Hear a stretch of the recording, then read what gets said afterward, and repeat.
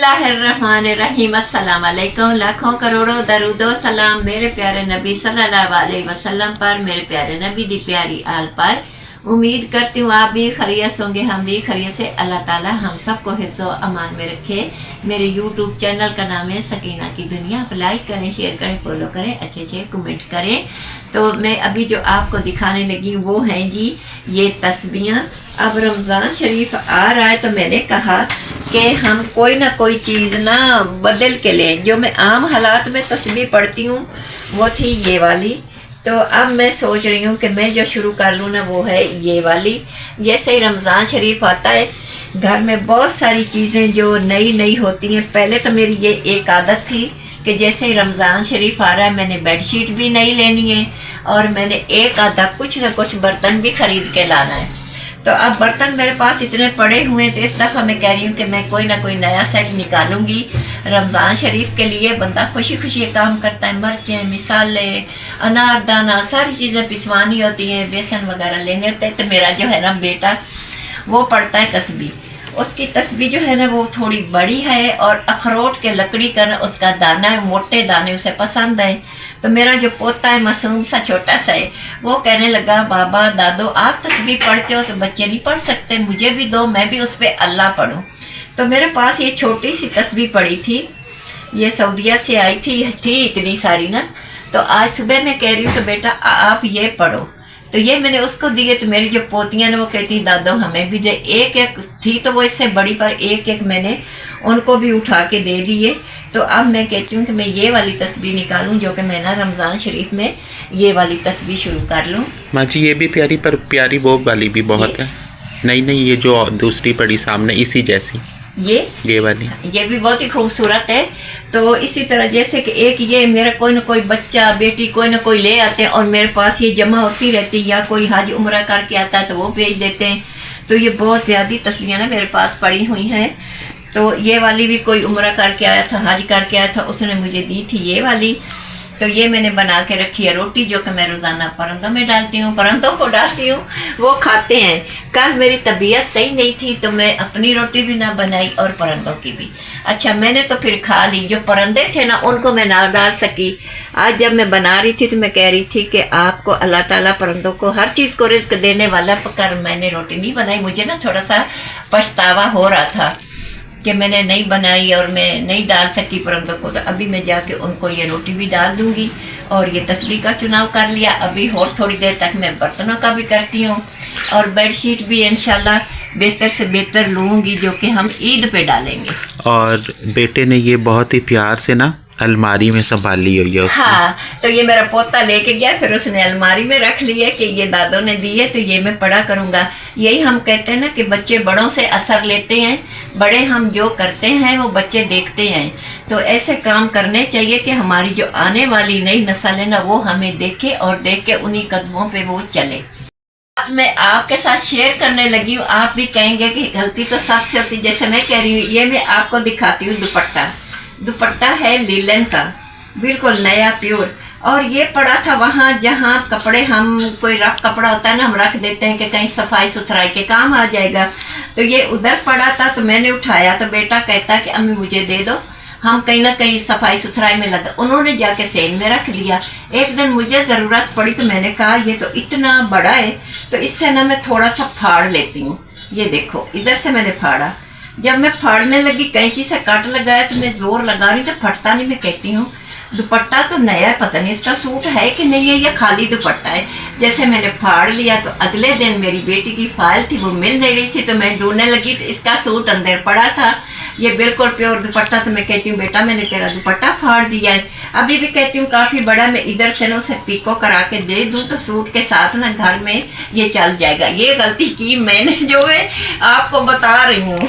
फाड़ा जिस वजह से मुझे थोड़ा सा पीस चाहिए था सफाई के लिए ना, कुछ चीज़ें साफ करनी थी। तो मैंने कहा ये बहुत बड़ा, इसको बड़े को उठाऊं तो मैं छोटा सा ले लूँ। तो इस वजह से मैंने जाने अनजाने में मैंने ये दुपट्टा फाड़ दिया। तो मैंने कहा मैं आपके साथ भी शेयर करूं कि ये काम मैंने किया, सबसे हो जाता है ऐसे।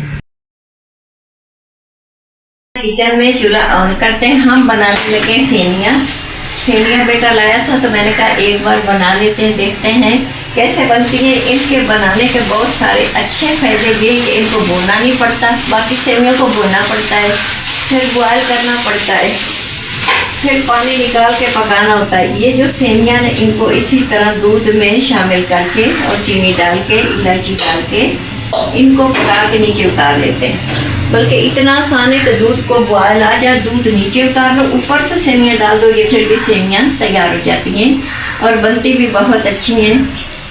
और सहरी में खाएं तो सारा दिन भूख नहीं लगती। इनमें इतनी तवानाई है, इतनी ताकत है। फिर जब दूध मिलता है तो ताकत और भी दुगना हो जाती है।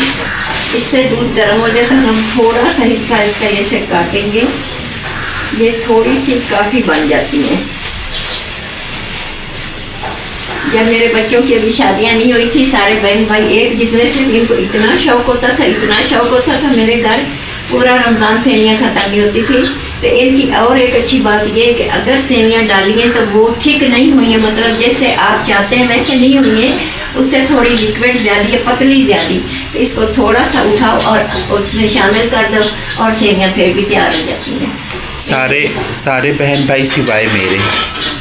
हाँ, ये नहीं खाता, बाकी अल्लाह का शुक्र है कि सब खाते हैं। अच्छा, अब हम इसमें चीनी शामिल करते हैं, 2। मम्मा बहुत है इतनी।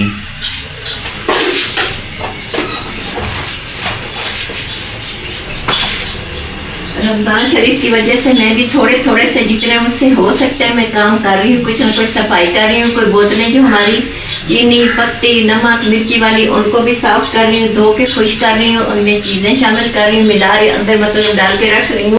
सबसे जो बड़ा मसला है वो हमारा फ्रिज धोने वाला रहता है। हमारा फ्रिज बहुत बर्फ़ से भरा पड़ा है, अट गया पूरा का पूरा। तो बेटा कह रहा था रात को कि अम्मी अब मैं इसे धो लेता हूँ। अच्छा, वो मैं सुबह भी कह रही थी ना कि जैसे बच्चे माँ बाप को देखते हैं, जैसे ही बच्चे देखते हैं, जब माँ बाप उस हालत में नहीं होता कि अफा जब भी हिम्मत वाला काम करे, शुक्र अल्हम्दुलिल्लाह के बच्चे कर लेते हैं। ये बहुत अच्छी बात है। अभी दूध को जोश आ रहा है, अब हम इसमें सेवियाँ मिलाते हैं। ये देखिए ऐसे ज़रा सी मैं और डालूँगी, ये सेवियाँ इतनी ही काफ़ी होंगी। इसकी ताकत इसलिए ज़्यादा है कि ये तेल में फ्राई की हुई हैं और खाने में बहुत ज़ायकेमंद है, बहुत लजीज है, बहुत अच्छी। आज थोड़ा सा ड्राई फ्रूट है, सोगी और बादाम, मैंने कहा गार्निश करूँगी, पर बेटा कह रहा है अम्मी अभी इसी में शामिल कर दे, तो इसी में मिला देते हैं। अब ये भी चला गया।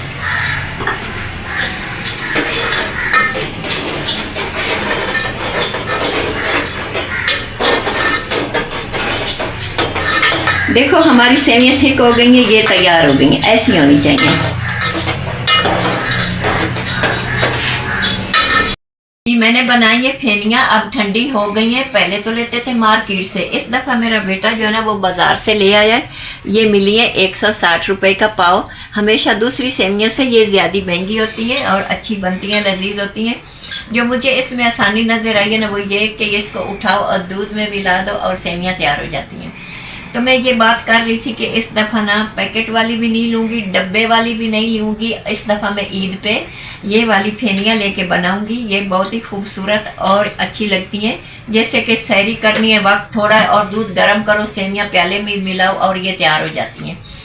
तो इनकी ग़िज़ाइयत भी ज़्यादा है और सहरी भी अच्छी हो जाती है, दिन भी अच्छा गुजरता है। अब ये ठंडी होगी, मैं थोड़ी सी खा लेती हूँ, खा के देखती हूँ कि ये कैसी बनी है।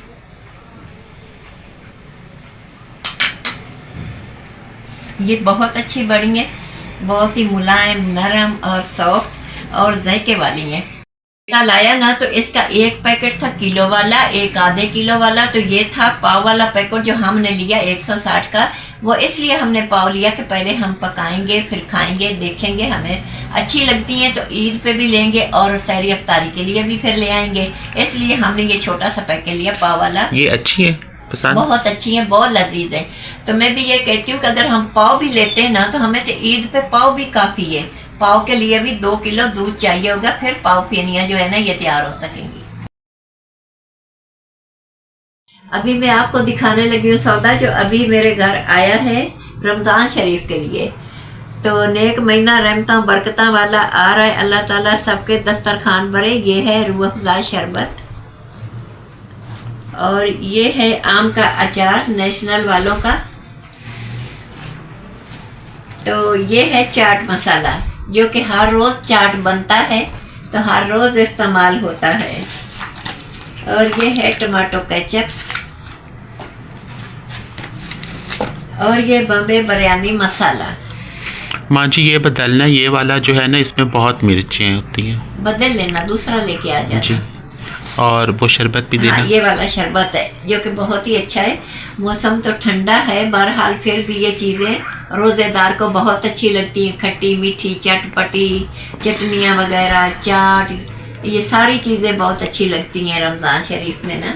तो इसीलिए ये सारी चीज़ें जो है ना होनी चाहिए हर के पास। अल्लाह ताला सबको अता करे।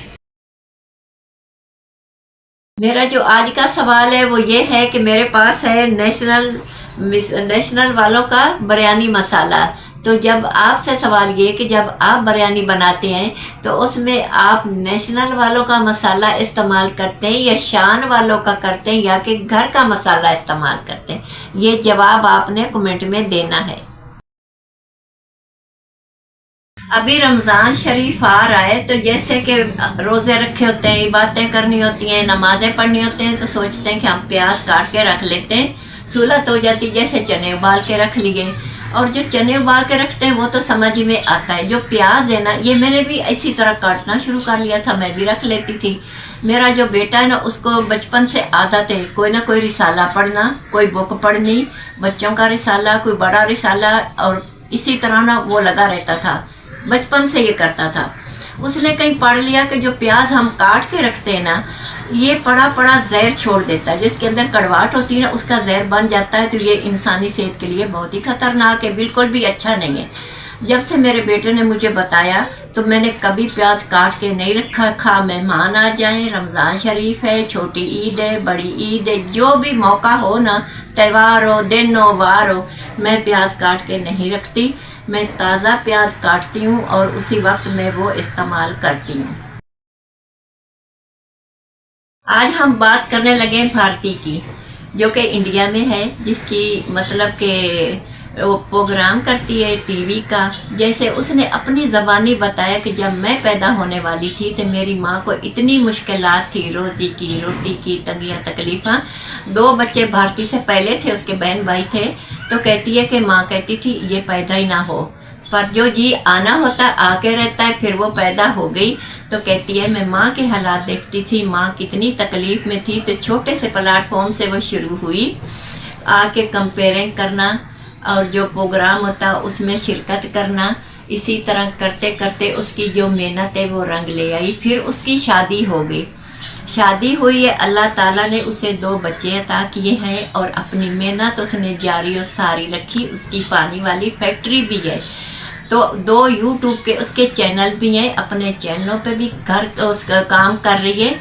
और उसकी जो ज़बान है ना वो इतनी अच्छी और मीठा लहजा, और इंसान को झुक के रहना सबसे अच्छी बात है। उसने हर इंसान के अंदर अपना घर बना लिया है, वो सबको अच्छी लगती है, मिल जुल के रहती है, हंसी मजाक करती है। तो अल्लाह ताला ने उसकी मेहनत ज़ाया नहीं की। अल्लाह ताला ने उसे इतना अता किया है कि आज अपनी माँ भी उसकी सुखी है, खुशी है, और अपना घर भी खुश खुश चला रही है, खुद भी बहुत खुश रहती है। इसे देख के हिम्मत मिलती है कि मेहनत करना कितनी अच्छी बात है और झुक के रहना सबसे अच्छी बात। माँ जी इंसान में नहीं, दिल में, इंसानों वाले दिल में बना लिया उसने। हाँ, इंसानों के दिलों में उसने घर बना लिया अपनी ज़बान के सर पे। अगर ज़बान हमारी कड़वी हो ना तो हर कोई कहेगा जान छोड़ हमारी, चला जा। अगर ज़बान मीठी है ना तो हमें हर हाल में इंसान गले लगाते हैं। आज मैं बात करने लगी हूँ, एक दरख्त की मिसाल देती हूँ कि दरख्त जो झुका होता है अल्लाह ताला उसको फल से भर देता है और खूबसूरत लगता है। और जो दरख्त भी अकड़ा हुआ होता है ना, जब अंधेरी हवा ऐसा मौसम बनता है तब कड़े के टूट जाता है। जिस दरख्त में झुकाव होता है, लचक होती है, वो अपना आप बचा लेता है। ये मिसाल हम बचपन से सुनते हैं, ये बहुत अच्छी मिसाल है। इंसान को झुक के रहना चाहिए, जैसे दरख्त की मिसाल है। तो झुका हुआ इंसान भी फल लेता है, झुका हुआ दरख्त भी फल लेता है। आपने देखा होगा कि जो दरख्त खूबसूरत लगता है, फल का भरा हुआ, वो अच्छा लग रहा होता है। जो साथ ऐसे खड़ा होता है वो कितना बेढंगा लग रहा होता है। ये थी मेरी आज की वीडियो। आपको कैसी लगी आप कमेंट में लाजमी बताएं। मेरे यूट्यूब चैनल का नाम है सकीना की दुनिया। उसे लाइक करें, शेयर करें, फॉलो करें, अच्छे अच्छे कमेंट करें। अल्लाह हाफिज।